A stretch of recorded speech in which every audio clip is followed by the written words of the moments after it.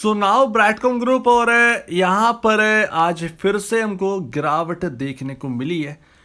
विप्रो के रिजल्ट आए, वो खराब आए, वीक आए। तो यूरोप की तरफ से तो यहाँ पर जो है सीधा हमको देखने को मिल रहा है कि ना ही बोल रहे हैं कि भैया यूरोपियन कंट्री की तरफ से यहाँ पर जो है कोई ग्रोथ की ज़्यादा संभावना अभी दिख नहीं रही है आईटी में। ठीक है, इसको क्लियर करते हैं।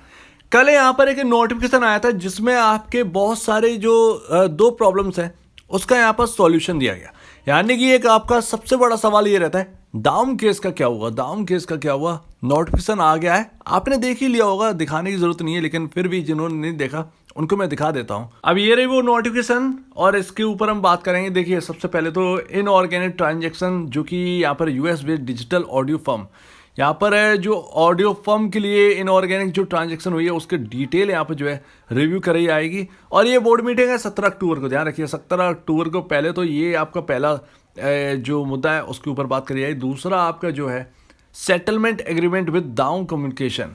अब ये दाउन केस यहाँ पर ये बहुत पुराना है, कम से कम 5-10 साल यहाँ पर हो चुके हैं मेरे ख्याल से। पाँच से तो ज़्यादा ही हो चुके हैं, एक्चुअल में 5 से ज़्यादा हो चुके हैं। तो वो अब यहाँ पर जो है पूरा सॉल्व होने को आ चुका है। और ये दाउन केस की वजह से यहाँ पर जो ब्रैडकॉम ग्रुप में काफ़ी दबाव देखने को मिला था। लेकिन अब देखते हैं कि किस तरीके का यहाँ पर जो है उछाल आता है। और भैया 17 अक्टूबर को ये कहते क्या है, कुछ ज़्यादा नहीं है, आज 13 है, कल 14, 15, 16, 3 दिन की बात है भाई। 17 अक्टूबर को आपकी मीटिंग है। अब देखिए, थोड़ी सी आपके प्रॉब्लम के ऊपर बात करें, आप क्या फेस कर रहे हैं। देखिए, एक मार्केट होता है, उसके अंदर ना बहुत सारी चीज़ें होती हैं, बहुत सारी चीज़ें होती हैं। लाइक सेक्टर की हम बात करें, सेक्टर ही होते हैं मार्केट के अंदर, बहुत सारे सेक्टर होते हैं, 2, 3, 4, 5, 6 जितने हो सकते हैं उतने होते हैं।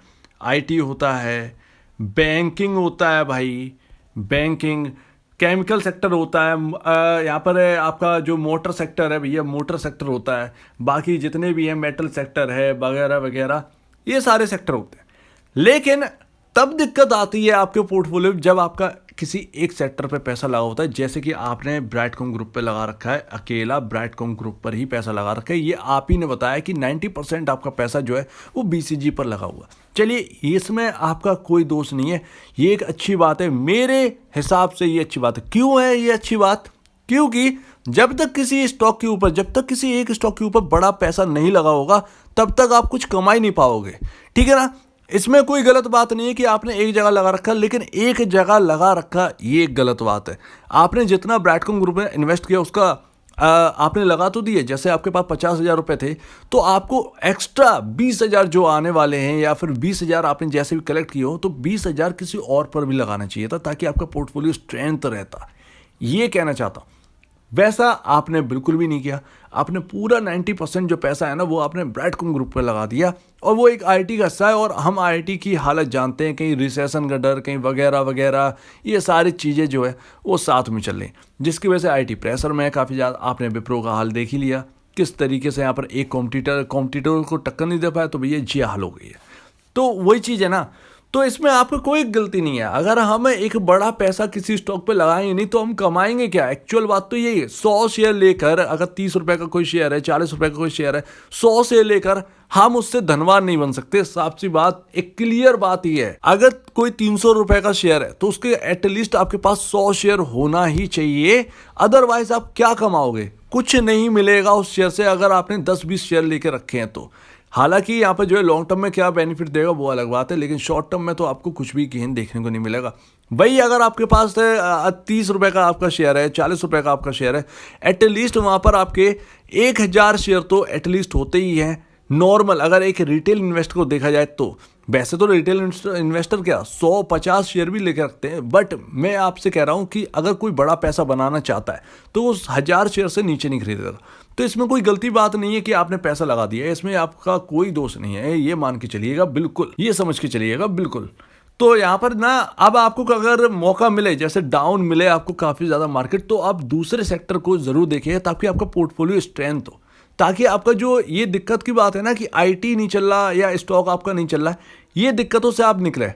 एक स्टॉक नहीं चलेगा तो दूसरा स्टॉक चले। और मार्केट के अंदर एक सबसे बेहतरीन थ्योरी है जिसे कोई फेल नहीं कर सकता, सारे अंडे एक टोकरी में मत रखो, एक जगह पे मत रखो। वही यहाँ पर जो है गलती हुई है, सारे अंडे ना एक ही टोकरी में रख दिए हैं भाई, इसीलिए ये प्रॉब्लम है। तो अभी ना उस प्रॉब्लम से निकलने की थोड़ा सा सोचिए। ये दिक्कत नहीं है कि आप ब्राइटकॉम ग्रुप के अंदर होल्ड कर रहे हो, ये दिक्कत है कि आपके पास सिर्फ एक ही ब्राइटकॉम ग्रुप है बस। तो अभी देखिए, आपको चार्ट को समझते हो और बात को अपना पूरा करते हैं। देखिए अभी क्या हुआ है, गिरावट तो हुई है, ये तो क्लियर बात है। अपर रेंज इस स्टॉक ने क्रॉस नहीं कर पाई थी, लोअर रेंज पर आ गया। अब यहाँ पर ये आपको जो ग्रे ऑरेंज कलर की लाइन है, ये एक एवरेज लाइन है। अभी अच्छा क्या हुआ है, इस एवरेज लाइन को इसने रिस्पेक्ट दी है। हमारी बात करते करते अभी 5% से ज़्यादा स्टॉक गिर गया था, लेकिन अब जो है रिकवर हो चुका है। 4.69% का ही गिरावट रह गई। देखिए अच्छी बात यह है कि 36.60 रुपये से यहाँ पर जो है इस स्टॉक ने स्ट्रेंथ दिखाई है।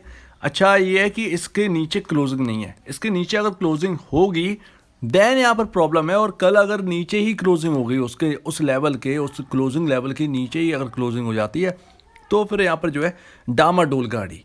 तो अभी ना गाड़ी सुधरी हुई है। अगर ये 36 रुपये 60 के ऊपर क्लोजिंग दे देता है, इसे लाइन के ऊपर क्लोजिंग मिलना बहुत ज़रूरी है। इसको रिव्यू कर लेते हैं बाद में भी।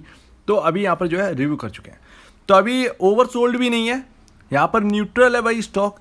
तो दोनों तरफ से स्ट्रेंथ तो है, बट यहाँ पर जो है मार्केट का सपोर्ट भी नहीं है। अदरवाइज यहाँ पर जो है ट्रेडर जो है वो भैया शॉर्ट करने लगते हैं। तो एक अलग ही हिसाब चल रहा है बीसीजी में, एक रेंज में रखा जा रहा है। एक्चुअली एक रेंज में रखा जा रहा है, एक रेंज बना के रखी है। तो उस रेंज को देखते हैं कैसे बाहर निकलते हैं इस रेंज से। बट अभी जो है ये लेवल बच गया, देखते हैं कि इस रेंज में कब तक रहेगा, और ये क्या ये रेंज ब्रेक करने वाला है। इसके बाद इस यहाँ से सपोर्ट अगर लेता है इस एवरेज लाइन से, तो क्या फिर अब ये रेंज ब्रेक करने के लिए निकलेगा या नहीं, ये देखते हैं। तो अगर आपको इस वीडियो में कोई प्रॉब्लम है, कुछ पूछना है, कुछ बताएं, कुछ कहना है, तो प्लीज़ कमेंट सेक्शन में कहिएगा। और आप दीजिए जाए वीडियो देखने के लिए, वो तो धन्यवाद दोस्तों।